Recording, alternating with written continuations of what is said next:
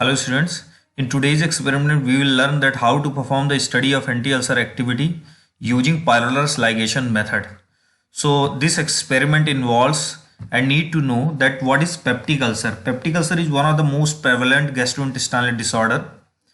The aim of this present study is to demonstrate the anti-ulcer activity of drugs using Pylorus ligand rat model, which is also called Pylorus ligation method or also called Tsai method because it is first demonstrated by a scientist called Tsai in 1945, right? So the principle behind this experiment, once the pylorus site of the rat, the stomach below to the intestine connected with the duodenum through the pyloric sphincter. If we occlude or we ligate the pyloric sphincter, all the content present in the stomach will be accumulated and gradually increase inside of the stomach, which is because it does not allow to move forward because it is already ligated. So as we know, the stomach has the HCl, hydrochloric acid. So once the HCl is accumulated inside of the stomach, it causes ulcer or ulcer holes that can be easily visualized through the microscope.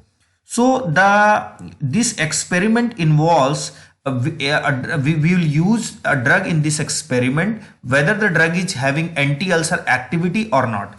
So the experiment, the procedure of this experiment involves we have to make all the rat fasted 24 hours prior to the pyloric ligation. Pyloric ligation करने से पहले आपको सारे rat को fasting condition में रखना है और सारे रैट को you have to divide in 2 groups. 6 rat हैं, 2 ग्रुप में आपको 3-3 करके डिवाइड कर देने हैं. आपको drug administered once for 2 days 30 minutes prior to the ligation. Ligation करने के 30 मिनट के बिफोर 2 दिन तक आपको एक ग्रुप में व्हीकल देना है और दूसरे वाले रैट को आपको ड्रग देनी है जिसकी एक्टिविटी आपको चेक करनी है. टेस्ट ड्रग, सपोज करिए आपको सेमेटिडिन देनी है, तो आपको चेक करना है whether the cimetidine have the anti ulcer activity और not. So for 2 days in one group you are advised to administer with the vehicle and in another group you are advised to administer the cimetidine, which is anti-ulcer activity 30 minutes prior to the ligation, right? And then after, rat will be anesthetized or whatever the sacrification method you will use, the pyloric ligation procedure will be done. Sorry, rat यहाँ पे anaesthetised होंगे, sacrifice नहीं होंगे, right? सबसे पहले pyloric ligation आप कर लेंगे. पायलोरिक लाइगेशन करने के बाद आप रैट को उसको पायलोरिक लाइगेशन करने के बाद उसको अगेन आप स्टिच कर देंगे और रैट को अपने सेपरेट केजेस में हर रैट को छोड़ देंगे. और 19 घंटे के बाद जिस मेन टाइम में उसके स्टमक का कंटेंट वहां पे अल्सर कॉज करेगा, उस मींस 19 आवर्स आप उस चीज को देंगे. 19 आवर्स के बाद आप पायलोरिक लाइगेशन वाले जितने रैट हैं उनको क्या कर देंगे, सेक्रीफाइस कर देंगे बाय डीकैपिटेशन और एब्डोमेन को ओपन करके स्टमक निकालेंगे और with the help of microscope आप 10x मैग्निफिकेशन पे चेक करेंगे कि अल्सर होल हुए हैं या नहीं. सो फर्स्ट आप देख पा रहे होंगे यहाँ पे ये सबसे पहले आपका 2 डिफरेंट, सबसे पहले आप व्हीकल जो ग्रुप है, एक जो 3 एनिमल है आपको उसको व्हीकल देना है और जो 3 एनिमल है उसको आपको ट्रीटमेंट ड्रग देनी है. तो व्हीकल आपका क्या है, जिसमें कि ट्रीटमेंट ड्रग आपकी डिसॉल्व होगी, राइट? तो आपको इस तरीके से ये देख लेना है. इसको मैं फॉरवर्ड कर देता हूं, राइट? तो इस तरीके से अभी क्या है कि ये आपका स्टमक का पार्ट को पाइलोरस, नीचे जो पाइलोरस है टुवर्ड्स द ड्यूडेनम, वहां पे इसको इसने वो कर दिया, वो लाइगेट कर दिया. लाइगेट करने के बाद ऊपर का कंटेंट नीचे मूव करेगा नहीं, तो वहां पे एक्यूमुलेट होगा स्टमक में और वो क्या कॉज करेगा, अल्सर, राइट? तो इस तरीके से इसने कर दिया, राइट? अभी क्या है कि आपके दोनों ग्रुप डिवाइड हो गए.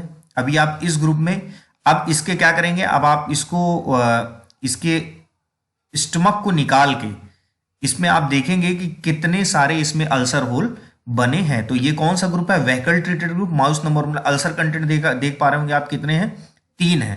तो आपको माउस 1 में, माउस 3 में एक सेकंड, ये कौन सा अल्सर का काउंट 3, तो आप इसको क्या कर देंगे, यहाँ पे 3 काउंट दे दीजिए। नेक्स्ट में आप अल्सर काउंट देखते हैं, तो अगेन मैं इसको फॉरवर्ड कर दे रहा हूँ, इसमें बहुत ज़्यादा ऐसा कुछ नहीं, इसमें 2 आपको काउंट मिला, राइट। और जो ये वाला अल्सर है, इसका स्टमक निकालने पे हमको देखने को मिला कि इसमें अल्सर काउंट कितना है, 2।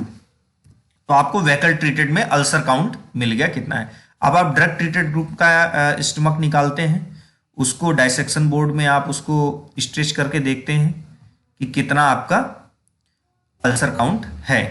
तो यहाँ पे जो अल्सर काउंट मिला आपको वो मिला 1, राइट।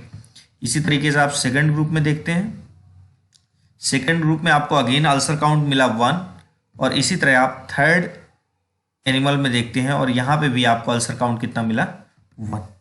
आपके अल्सर काउंट जो ओवरऑल देखने को मिल रहे हैं वो इस वेहिकल ग्रुप में ज्यादा है, जबकि ड्रग ट्रीटेड ग्रुप में कम हो गए। उसका रीजन ये था कि ड्रग ट्रीटेड ग्रुप में जो एनिमल थे इस ग्रुप में, उनमें आपने पाइलोरस लाइगेशन करने से पहले 2 दिन तक ट्रीटमेंट ड्रग जो भी दी उसने अल्सर होने से कुछ हद तक रोका।